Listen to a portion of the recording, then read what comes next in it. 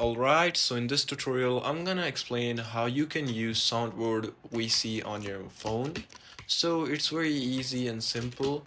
So as you know, you cannot use a soundboard directly Roblox on PC mobile. You cannot do it directly, but why doesn't it work on mobile? Roblox voice chat uses your phone's mic only, and mobile systems like Android and iOS don't allow soundboard apps to send audio into games.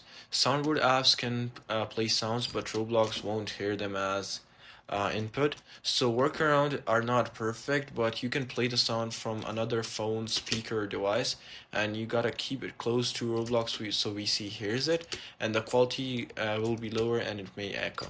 So the best and clean method is just use a PC soundboard like VoiceMod or SoundPad can route audio directly into Roblox VC, and it's very clear and controllable. So the summary for this is that on mobile you cannot use real soundboard support, but you can use the speaker trick, but it works, but it's very low quality. So your best trick is just PC. So yeah, this is it for this tutorial. I hope it actually helped you out. I'll see you soon in the next one.